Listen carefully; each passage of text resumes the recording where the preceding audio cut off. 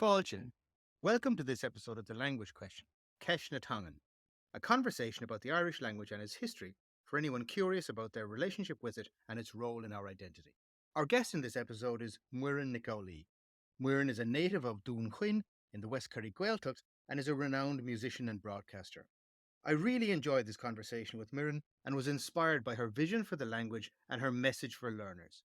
I hope you enjoy listening to this conversation as much as I enjoyed having it. As always, I would be extremely grateful if you would follow, rate, and review the show. Please also be sure to sign up at thelanguagequestion.com/resources to get your complimentary valuable learning resources and to ensure that you stay up to date with upcoming episodes, guests, and to receive exclusive content. Anyhow, here goes with this episode. I hope you enjoy it. Come win it to Sultas. Muireann Nic Amhlaoibh is a native of the West Kerry Gaeltacht. She is a traditional Irish musician and singer, and for many years was the lead vocalist with the internationally renowned group Danu. She then went on to pursue a very successful solo career and has released a number of albums, the most recent of which, Roisin Reimagined, was created in collaboration with the Irish Chamber Orchestra. She's a regular broadcaster and contributor on Irish language media. A bhuireann na cara, tá fáilte is fiche rót ar an show agus gur raibh míle maith agat as a bheith ling. Gur míle maith agat saoín. Well, Muireann, thank you so much for being with us here in the show. We really appreciate this. What I'd love to do, first of all, maybe just to get us started, would be to maybe just go back and look at your beginnings with the language and how where you're. I know you're a native speaker. A lot of our listeners here maybe will be learners of Irish who are coming to it as non-native speakers and who won't have any idea of what that looks like. And I'd love to share your experience. Yeah, well, I actually had quite a varied childhood because my parents aren't from the Gaeltacht. My dad is from Dublin and my mom is from Wexford. And dad got a job as the manager of the co-op on Inisheer, which is one of the Aran Islands. It was out there that I was born. And then he was moved then to Cape Clear Island off West Cork, where he had the same job again for another number of years.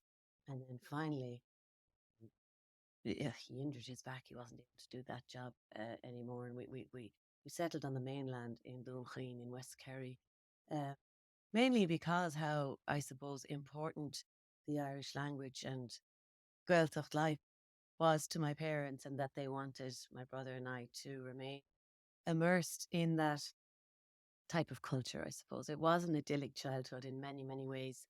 And even though I lived in three different Gaeltachts during my childhood, there were a great many similarities between.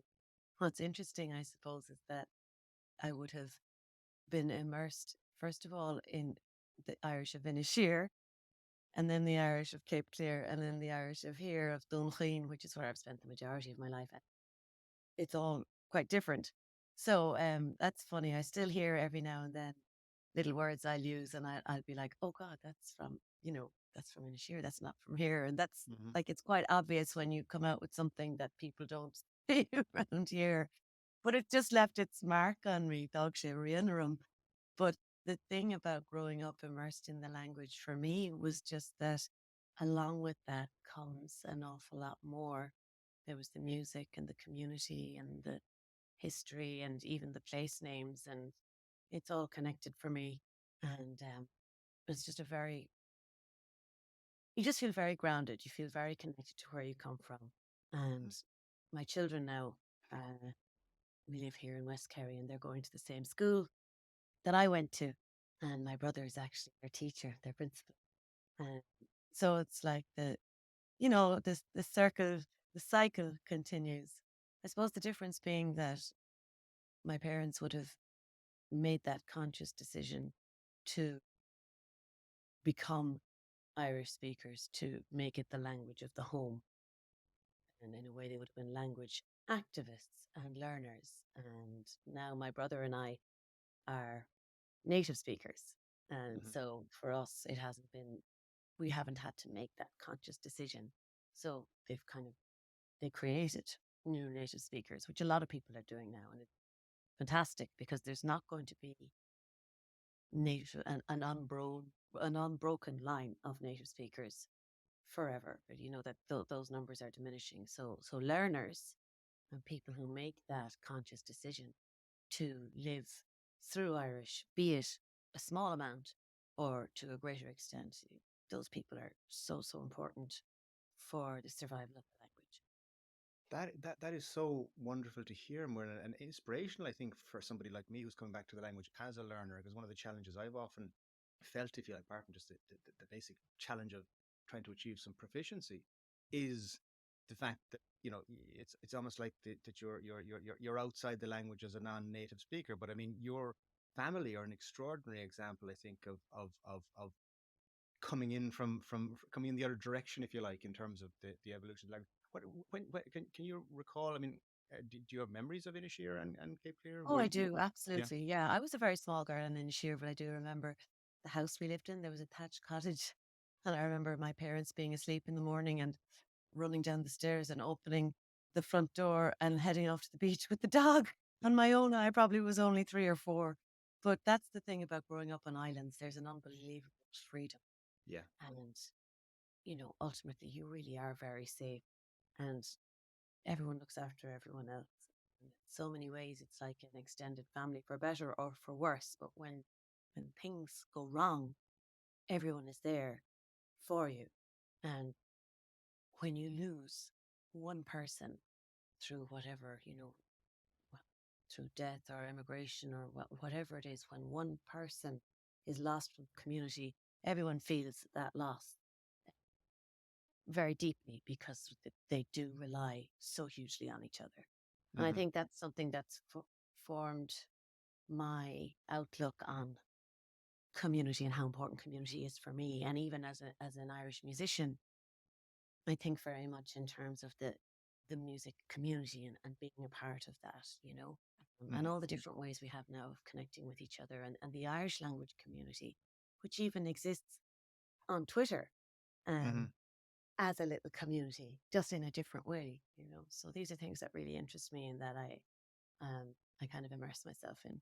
And that's something I hope we get an opportunity to explore here in a lot more detail. But just come back to your mum and dad, because that was an extraordinary decision by them to take Mm. at that time. And first of all, can you just maybe what what level of proficiency were they learners of the language when you were growing up, or can you recall, or would that have been something that you were aware of?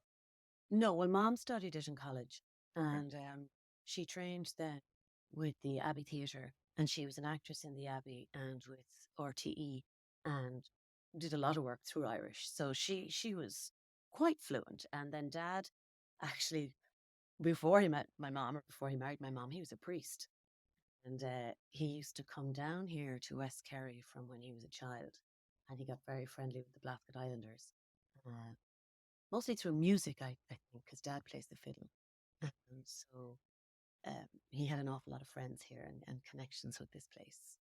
So it was through friendships as well that a lot of it happened, which I think helps. Mhm. But yeah, dad was very much an activist as well. He was very much a part of the founding of TG Carr, Mhm. um, which was TNG. It was actually 26 years ago, I think, on Halloween that it was launched for the very first time. And I remember it because mom and dad went up to the launch in Galway and I was left alone in the house.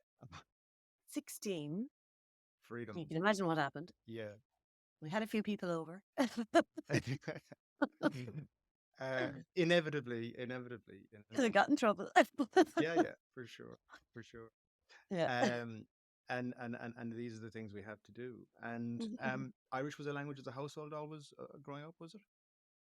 I would have said it was bilingual, Hmm. but I don't really remember what language I learned and when. Hmm. But I remember my brother, my younger brother, I do remember he, around the age of 4, 3 and 4, just before he went to school, he definitely didn't understand the difference between the two languages. So he would speak bits of both. Um, and I noticed it with my own children as well. They're trying to speak. They're fine now, they're fluent in English, but before they became fluent in English, they'd be trying to speak English and they'd have the words, but their structure would be structure from Irish. Or, they would say, do you want to look on the television? Because you'd say fair air and delafi. So Hmm. that says to me that their primary language is Irish. They're thinking in Irish and they're formulating the words in English then based on the Irish structure. And Malachy was the same. So I'm sure I was probably the same as well. I just don't really remember. So you had this wonderful native experience of upbringing, and then how did music feature as part of that growing up? Oh, God, it was everywhere. It was all around me. Hmm. It was in the home, it was in neighbours' homes, it was in the pubs, it was at every event. Um, I mean, as I got older, I did go to lessons, but we were very lucky here that it's a living culture and it's very much a part of community gatherings. Uh, Everybody has a song. Um, it's not about who's professional and who's won this competition or that. It's not that. It's just a sharing of. I mean, you could look at it and say it's a sharing of our heritage and our culture, but it's actually just having a good time. And it's how people spend time together around here. And um, fantastic. Yeah, I mean, it's absolute favorite thing to do is a session. And just the other day, I was over the hill in Brandon, which is on the other side of the peninsula here. An absolutely beautiful spot um, where I go on my holidays sometimes.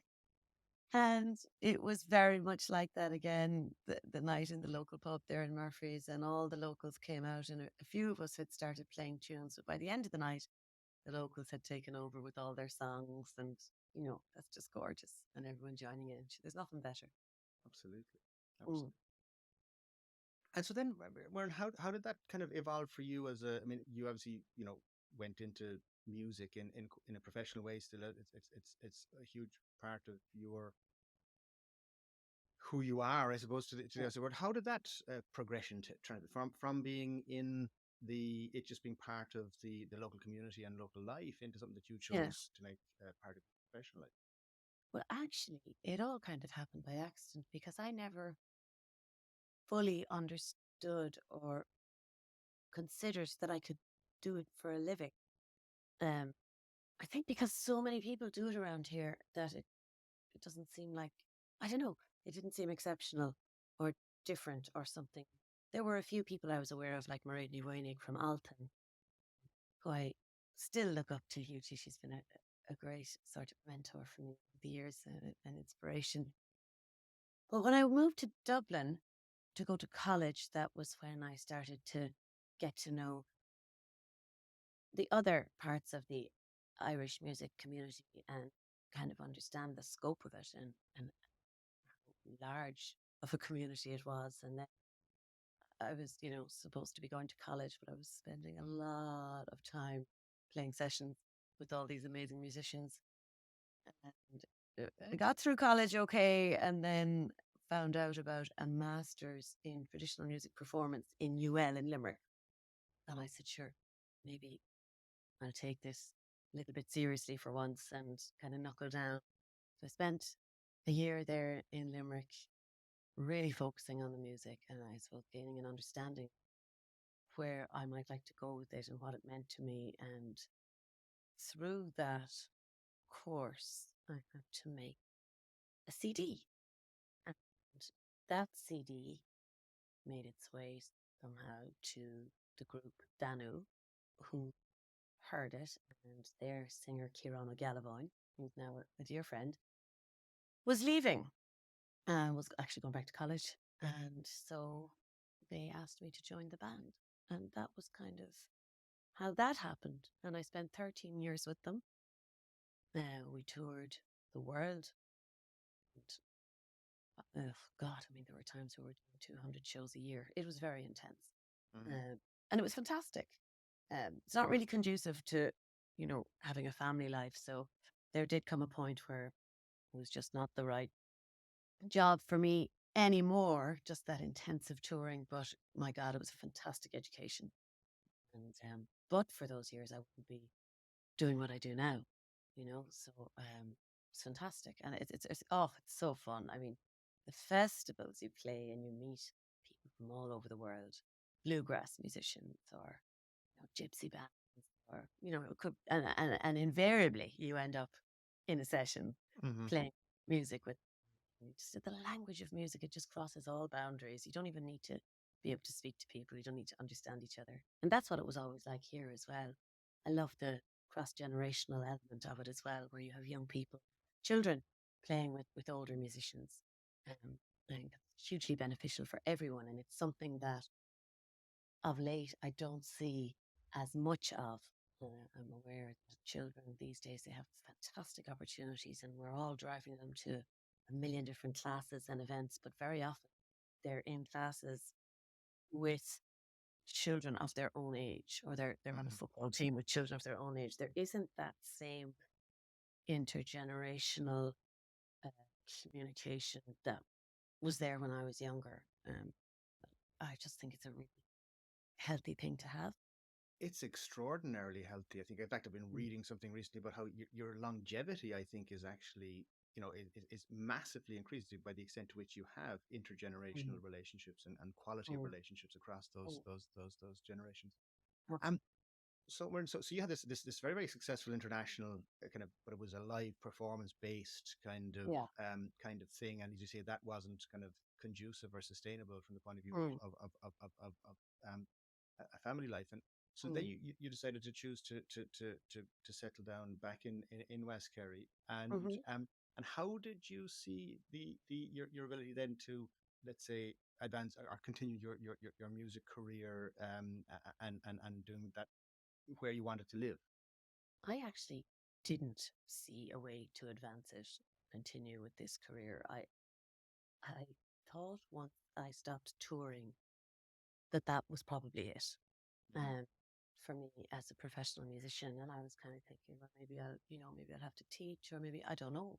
I mean, it was a really hard decision to make, and ultimately it was one I suppose that I just was landed with no choice. I mean, the children were of an age where I was supposed to be going away for 6 weeks here, and that was just wasn't going to happen. But none of my decisions, however, made based on you know financial choices or with any sort of business sense. It was just out of desperation. I couldn't do that job anymore. I knew I wanted the children to grow up here, and my husband felt the same.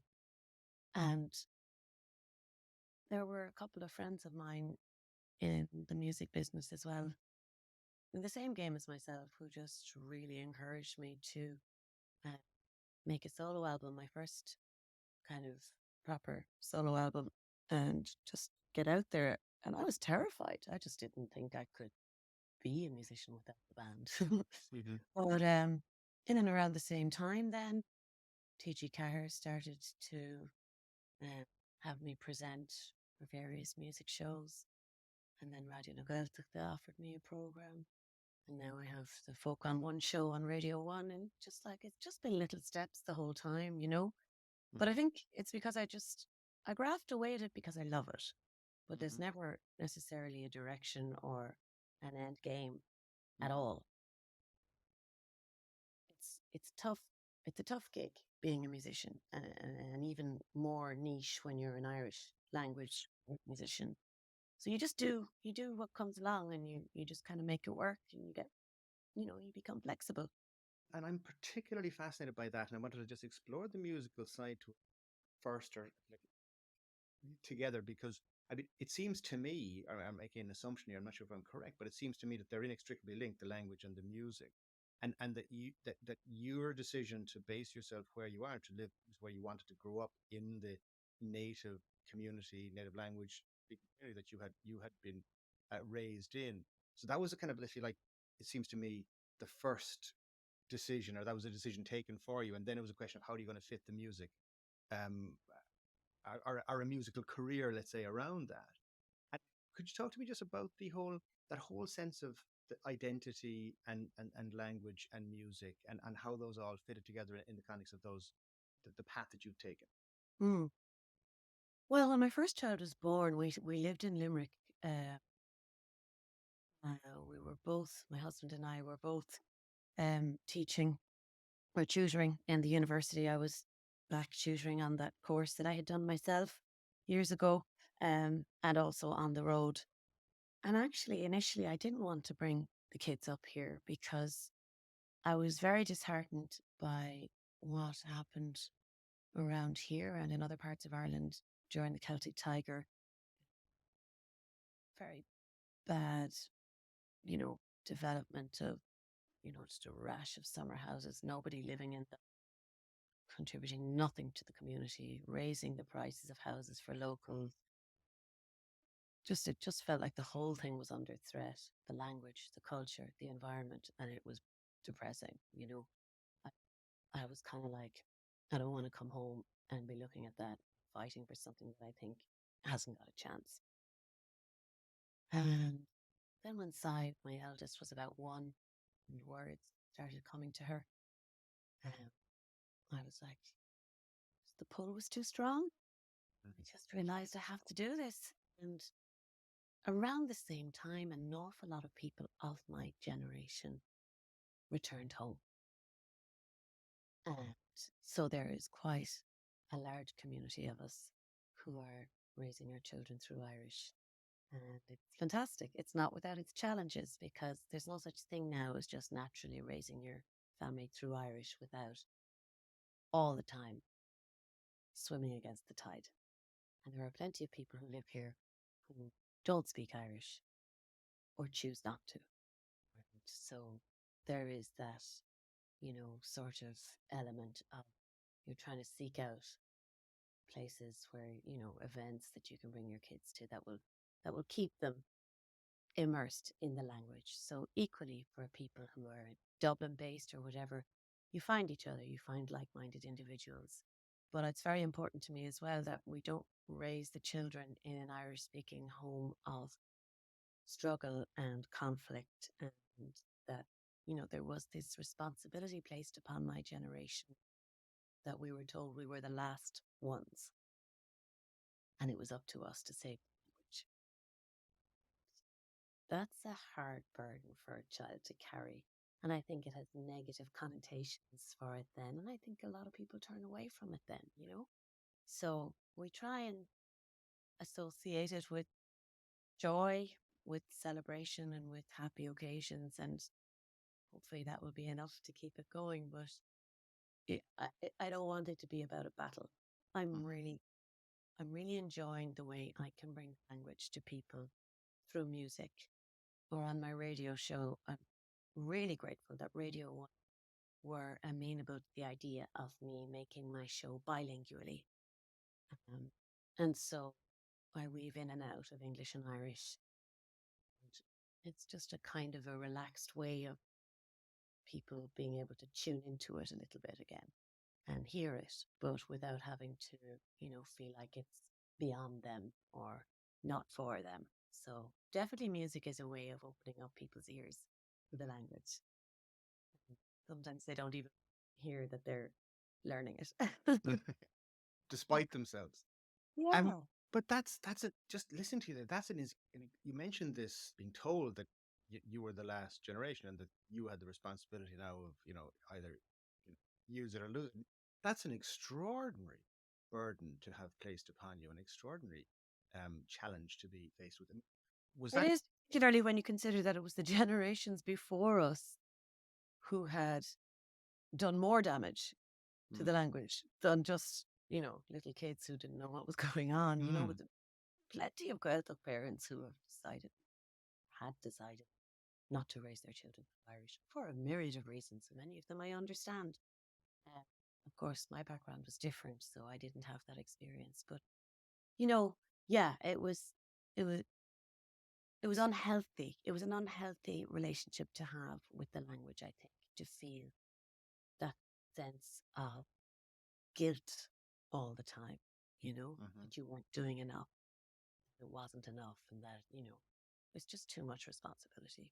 So mhm, I'm very strongly minded about that because I want my kids to love it, but I'm not going to shove it down their throats, and I'm not going to ever make them feel guilty for what language they speak. Hopefully, it will be enough that it's naturally around, and like I said, that they associate it with happy times and happy memories. Wonderful. But can you mentioned just I think if I'm correct, if I remember correctly, I think you mentioned your mum and dad might have been Irish language activists or would Mm. consider something. And is that something now that you feel you have become, or how do you feel about that relationship, given what you mentioned there about the responsibility Yeah. that you felt was quite I feel in a lot of ways I have become an Irish language activist, but I'm part of a new generation of Irish language activists that are operating on a different level. And a lot of that is to do with the communication, the fact that all the Irish speaking communities have joined together now. You don't feel as isolated. Um, and the younger people, oh my goodness, they just inspire me hugely because they're not treating language like an artifact. They're not afraid of creating using language. They're not afraid to rap in Irish. They're not afraid to curse in Irish. They're not afraid to make a mistake in Irish. They're just using it with this confidence that certainly when I was in my early 20s or whatever, I wouldn't have had that confidence. So this new wave of Irish speakers is fascinating to me. And I'm just hopping on board that train. I'm with them Yeah. because that's where all the fun is. Well, it's so cool, and it's so interesting you say that because I mean you say that now based or so you mentioned Dún Chaoin, and somebody I've been studying recently is Sean O'Rear Dawn, and his of course his famous poem Phil Arish is about this kind of clarion call to go back to Dún Chaoin. Of course, when he wasn't going back; he was from Ballyburney, but that was where he saw as the kind of the gold standard Mm, of the language. But when he mm, published it in the 90, well, when he first published his works in the 1950s, he was heavily criticized in terms of his Irish because it was first of all he was said that he didn't have sufficient mastery of the language to be able to the poetry that he was writing was completely it didn't observe the traditional Irish meter, and that his language was what he was kind of it was he was bringing in English influences into Irish, and he was heavily criticized by the the traditionalists and some of the serious kind of Irish intellectuals at the time. But it's exactly this that thing you mentioned there, that young people today using the language, not afraid to make mistakes in the language, not afraid to just use it in their own way. That there's an extraordinary freedom there, because I think there was certainly, as I recall it, kind of that there was a very you had to be right, and it was a fierce thing to make a mistake, and there was yeah. a very high standard expected of people. Yeah, that was absolutely there as well. When I started off as a traditional singer, I very much felt it that I might make a mistake or that I might sing an incorrect version of a song. Or and I remember consulting an elderly neighbour of mine about it, and he said, "What are you talking about? Just sing the bloody song. Like, just sing whatever way you want." And I was like, "But," I realized, look, this is the guy I should be listening to, who I've learned from always, who I've spent time with and enjoyed his company. This purest, hyper traditionalized kind of idea of preserving something so precious. I mean, it's a noble idea, but I don't think it's realistic. And personally, I think it can really stifle a lot of other wonderful things that come along with engaging with the language. So it's not for me. I'm, I'm able to say that now at this age, after however many years in this game. Mhm. I understand why people can be very intimidated and afraid to make mistakes. But how else can you learn? Mm. And how else can something survive if it doesn't evolve and move with the times? And if you want to freeze time and live as though it's 100 years ago, away with you and do that. But, you know, you might be a little bit lonely. Mm. Mm. Mm.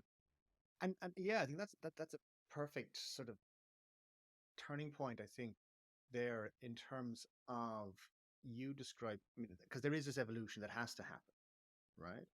And you mentioned the wonderful things that are happening in terms of communication. You mentioned what's happening in terms of, even just the Irish language community that exists on Twitter, and the resources now and the technology that allows the different Irish language communities to connect with each other. And just from the number of people that I've spoken to, the small number of people that I've spoken to so far, what I hear all the time is, look, the language is going to be fine. The language will take care of itself. It's never been better internationally in terms of the number of learners and speakers that there are, with the development of, let's say, the language as an official language in the EU now, and the ending of the derogation has seen a huge increase in the amount of the language that's actually been used and generated internationally. And then you have maybe, let's say, Dublin is probably the largest, Mhm. Irish language community that is now. But what they say is, but so that's no problem. But what we're really worried about is the Gaeltacht, and the Irish as a living community language, and Yeah, that is something that people feel really really worried about and yeah, yeah, threatened by. absolutely, absolutely. And I would go so far as to say it probably won't survive Mm, in that sense, despite our best efforts. mhm. Um, but I'm here, I'm living it, Yeah. and, and I see the decline. It's like, as my friend says, it's in free fall, and Mm, that's just a fact. It's a really sad fact. mhm. It's good to know the language will always survive in some shape or form, but I would be very, very surprised if it survives in that form. And I think you'd be hard pressed to find a Gaeltacht inhabitant who wouldn't really agree with, who doesn't agree with. We see it ourselves here on the ground. Mm. So, yeah. And that's why, you can get sad about that, or you can just continue on doing your best and share what you have and have hope that things will move on in a different way, and we'll bring the language with us into this new way of being. For sure, and I guess it does have to just evolve in its. But is there anything that you feel could or should be done about that to maybe to change that direction, or is there have you any thoughts around that? I mean, nothing that isn't horribly radical, like don't allow people to live here 2 weeks of the year, move families who want to raise their children into those empty homes, ban people from speaking English in public spaces in the Dingle Peninsula. You can't do that. Mm, And therefore, that's the way it is. mm, Um, I'm not saying I want to do that. I'm saying that's kind of the only way you're going to stop it. mm, It is what it is, along with, the reason the language survived in all these places, a lot of it was because these places were so isolated. mhm. And, there was poverty and hard times associated with that as well. So it's a double edged sword. And along with education and tourism and travel and all these things comes a certain globalization of places and homogenization. And minority languages, unfortunately, tend to be collateral damage to that kind of development and wealth. Yeah. Mm, So mm. unless you want to turn it into some kind of museum piece, I don't know what can be done other than to encourage people as much as you can decide to live here and to learn and speak it. Um, because there's also the fact that, the vast majority of people who grow up here don't stay. Mm. So, you've got that as well. There's a kind of the leaving of the native speaker and then the influx of the non-speaker. So, That's just so interesting, and but isn't it, you mentioned the double-edged sword there, and you've just put a number of things just whirring in my mind here in relation to that, because isn't it exactly that? I mean, it's the kind of the technology and the communications that enable so many things, but they also bring the flow of influence in the other direction in terms of the international culture that we're all kind of absorbed into, I guess. Um, but talk to me about your. I mean, yeah, as a you're living it. You're living in the Gaeltacht, in Dún Chaoin, or in that part of the Gaeltacht, and um, and you've managed to create an extraordinarily successful and dynamic career there for yourself. Um, and you're creating your own music. You're also working in broadcasting, and you've got so many different kind of things going on there that you're able to do in a remote part of the world. Is that something that, I mean, is there any kind of opportunity there, do you see, in terms of the kind of the way that you've done things, that people can be true to themselves, the language and the language community, yeah, and there and are and live. lots of people. There are lots of people here living a version of that. Hmm. Uh, be they musicians, filmmakers, they're in the media, or they might be academics. There are people who are making it work. Uh, it involves a lot of travel. Hmm. Uh, I live in my car, so very often I'm away weekend performing all over the country, and then back here during the week, raising the kids and making the radio shows, and then off again. So it's a sacrifice to live in such a beautiful and culturally rich place, which happens to be the most westerly point in the country. So it's like an hour and a bit just to get off the peninsula, and then your journey begins wherever you're going. So, like, I was in Monaghan the weekend before last, so that was like, I don't know, 7 hours up and 7 hours home or whatever. So that's just the way it is. But fortunately, I don't mind it. I get a lot of thinking done in the car. Well, things Yeah. are easier in ways too. I have it. You can see the blanket hanging up there. That's my little studio in there, Hmm. so I can do some broadcasting from home. And there are definitely capabilities now with technology to do more, and not have to travel as much. Sure, even you and I speaking here like this a number of years ago, we would have to meet in person to do this. Hmm. Hmm. So, things are definitely, there's more opportunity to work through Irish as well from wherever you are. We're recording this on the 1st of November, and I can't. It's last night was Halloween, and I was in Dublin at the weekend, and I was just commenting to a friend saying, "God Almighty, the Halloween thing has just gone crazy in Ireland because it was never a thing when I was a kid." And I'm not going to kind of date that specifically to let anybody know exactly when that would have been, Was it but not? uh, well, we never had just the way it is now is just it's phenomenal. The whole people decorating their houses and that very American kind of the trick or treating and all of that kind of thing. And certainly We had trick or treating always. I don't remember that We had when I trick or was a kid. treating, and we definitely decorated like with just like pumpkins and turnips and stuff. Yeah. And it was just one of the nights that you went out. It was one of many nights because we go out in the Droleen as well. And then there But was I remember bobbing for apples, and yeah, I remember the apple hanging off a string under in the yeah. doorway, and I remember all that kind of stuff. But I don't remember I remember actually. I tell you, I'll specifically date it for you now. I remember seeing E.T. in the cinema Oh, in love Dunmanway, that. right? And they were doing all this Halloween stuff in America at Halloween in ET. I remember looking and go, God, that's amazing. Look, that's so cool. Look, I wish we could do stuff like that because we didn't do that here at the time. At least Mm, we didn't do it in West Cork anyway. mm, And I was just thinking, you've been celebrating, you've got young kids, and mm. how is that? Because the tradition of Samhain and Halloween here, of course, it's where this all originally comes from. I think probably, Mhm. but it's kind of morphed into the American experience and come back to us in a different form. How, when you're celebrating that in West Kerry now and last night, how much of it is coming from the traditional traditions of your part of the world versus what, let's say, your kids will be influenced by in terms of international media or what they are. We have our own way of doing it around here. I really do. I mean, they have this gorgeous thing.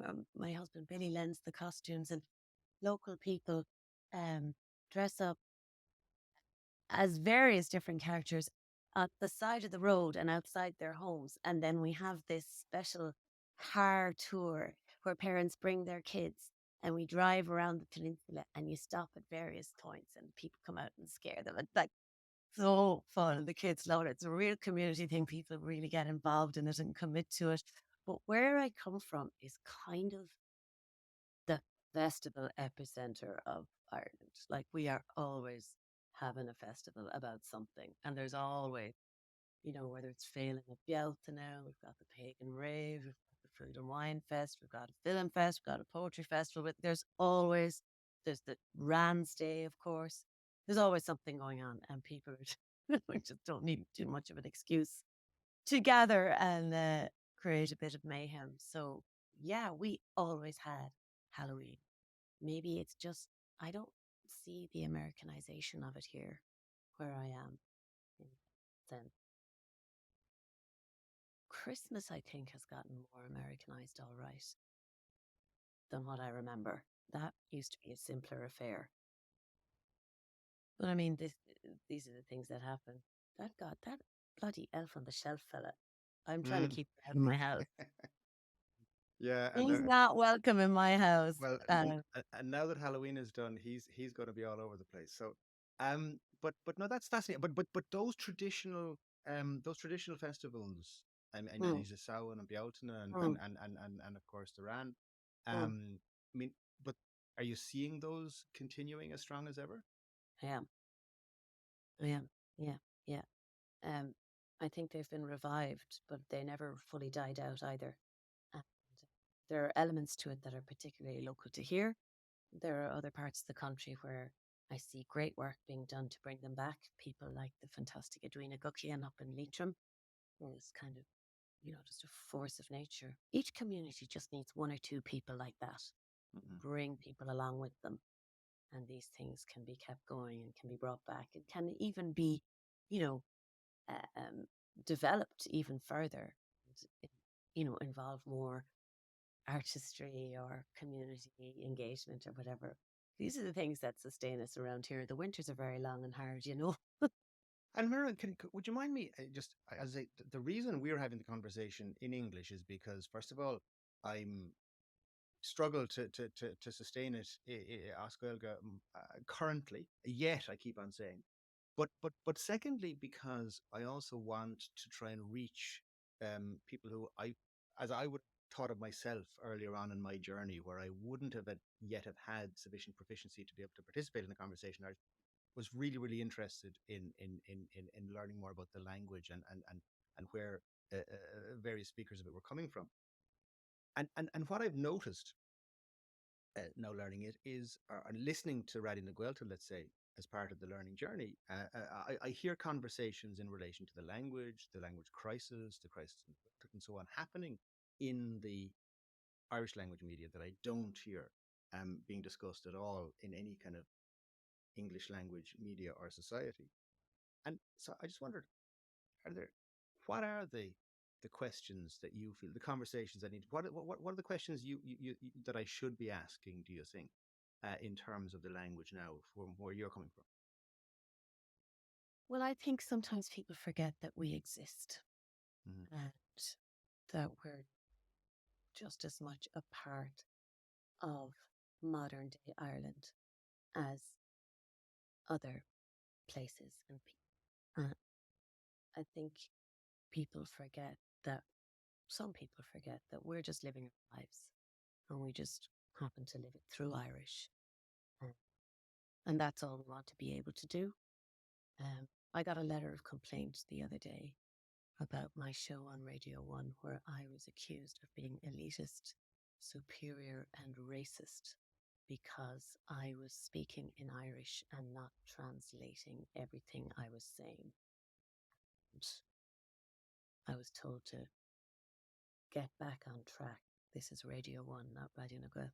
And that I was just like, wow, Mm. there's still that attitude out there that if you're an Irish speaker, it's like you think you're better than everyone else. Well, we're just living our lives. We're just speaking our language. Whatever you feel about that is on you. I'm never pushing it down anyone's throat. And in fact, if anything, I'm trying to be as inclusive as possible in everything I do. But it's very, very hard to break people's stigma around the language and that resentment people feel towards it. And that can be tough sometimes. Thank you for sharing that with us. That is Mm. extraordinary. But as soon as you say it, I completely understand, how that can arise. I mean, like what I find extraordinary is, I mean, if you look at I'm waiting for the current census results to come out from the one that happened just recently. But from the previous results, as I recall, I mean, the numbers of people who put down and say that they can speak Irish is phenomenal. And I just wonder the extent to which that actually matches up with reality. But let's say even if people are overestimating their their proficiency, you would imagine that if they're putting down they can speak it is they've got some they're sympathetic to the language, or they're well disposed to the language, whatever the case may be. That kind of negativity, and I think people feel threatened by the language. I think. Feel threatened by the language, maybe. Maybe they had a bad experience with it, but it's amazing how that can transfer into being personally aggressive or negative towards Mm. someone. It's not the first time of my. I remember as a student in Dublin speaking Irish on the bus with a friend of mine. We got spat on. Oh You my know, God. yeah, Mm. yeah, yeah. So it's always been there. You're always different, um, and again, it's changing. Likewise with the music, you people used to immediately think, oh, you play that raw music, you just want to kill all the Brits. You play that fiddly dee, and it's like Jesus, Whereas I grew up somewhere where that wasn't even so much that wasn't on my radar that I had to learn about the North as I grew older because I was so far removed from all that here, in a Mm-hmm. bubble basically. Mm-hmm. So I was kind of ignorant of that really. But yeah, people just make these connections, and assume things about you, which is Mm. sad. Mm. Mm. Yeah. But surely, I mean, like, okay, but let's say that's one letter. I mean, what? I mean, how pervasive is that? Or do you just see do you just see, you know, really bad examples of that, or is it something you feel is a constant? Um. Well, I don't want to say I get it all the time, but the more you're in the public eye, the more people will want to share their opinions with you Mm. about what you do. So you just get used to it. You get it in various, equally, I'll get Irish speakers writing to me, giving out to me about mistakes I've made on air and how I should be representing the language better and whatever. You just can't please people sometimes. So you just have to plow your own furrow. Grow a thick skin. Yes. Yeah. And love it, I guess. Yeah. Yeah. Well, I wouldn't do it if I didn't. But that's Yeah. exactly it. Not doing it for the money. Yeah, well, it's phenomenal the fact that you are doing it at all, and how do you see that? I mean, right, but I don't want to dwell on the negative aspect of it. I mean, what Yeah, I don't want to neither be, do I. I don't want to be, I don't want to be Pollyanna and say it's all going to be great and it's wonderful. I mean, the challenges that are there are just extraordinary. But let's say to kind of let's say wind up now as we come to the end of this conversation. I mean, like but overall, though, where we started the conversation was a very positive one. I think you very sensibly, and this is not being defeatist about it, but you are saying, look, the issue with the Gaeltacht is one that may perhaps be insurmountable. We may not be able to that may be already lost. But there is a hugely positive um, the community aspect there, the growth in the Irish language. I mean, there are some extraordinary things to celebrate there. Hugely, hugely. And I feel very fortunate to have this very special thing that is part of my life that has shaped me, has provided me with amazing opportunities, has, you know, introduced me to incredible people, um, opened my eyes to a rich culture, a deeper understanding of my heritage and my identity. It's a gift, and I'm very fortunate to have had it from a young age. I hugely respect and admire anyone who makes the decision later in life to learn it and to take those steps because that's that's much more difficult. I was just kind of lucky, I won the lotto that way that I never had to really think about it. So, yeah, but again, like I said, it's associated with so many things that I love, that I'm passionate about. I feel sure that I will continue to work through Irish and live through Irish, and whatever will happen ultimately with the language, she'll be there in some shape or form. We bring her with us somehow. Kicking and screaming, Yes, whatever needs to be done. But tell me just, I mean, because I suppose you've touched on a point there, and I'm very grateful to you for having done so, because as I say, I'm somebody who, as a learner coming back to it, who struggles, and sometimes I wonder, why am I doing this, and Mm. what's the actual point? Um, and you're somebody who you say, and I love that expression of having kind of won the lottery. I feel like you have, okay, coming to it from my perspective, and I'm delighted for you that you did. But let's say for somebody who's coming back to this as a learner now, and who's having to put a lot of work and effort and time, and in many cases money into doing it, and you're saying, why should they do that? And what's your why in relation to the Irish language? What motivates you in relation to everything you've done in relation to it, and what you're doing now in relation to your family and raising your kids through the Oh, what a lovely question to finish on. It's a very difficult question. language? I suppose as an artist, I'm obsessed with the beauty within the language as well. The turn of phrase, how descriptive it is as a language, how musical it is as a language. I just feel like there's so much within the language. It's kind of the key that unlocks so much about ourselves and the people that came before us and the landscape that's around us. So that's my kind of my my the reason I'm so passionate about it is I am kind of in love with how beautiful it is. And it helps me understand where we all came from a little bit more. Um, And I think sometimes there are things and ways of saying things in Irish that I can't do as good of a job of in English. But that is not to say I am a, perfect speaker of Irish. I make mistakes all the time. But that's okay. I'm doing my best. We're all learning. And that is all that any of us can do. Yeah. And we're, Nicola, I think it's a beautiful note on which to bring our conversation to a close. A we're in a cara gur of míle mahagat win me anasult as an scéla rain tulin berbua agus banat the cara. Often in gur mil mágad bhí sé go háil an leirta. Thanks for listening. Gur of míle mahagat as a bheith I hope you enjoyed this episode. I would really appreciate your feedback and would be eternally grateful if you would follow, rate, and review the show. Please also be sure to sign up at thelanguagequestion.com/resources to get your free valuable learning resources and to stay up to date with upcoming episodes, guests, and to receive exclusive content. Slán Tamil.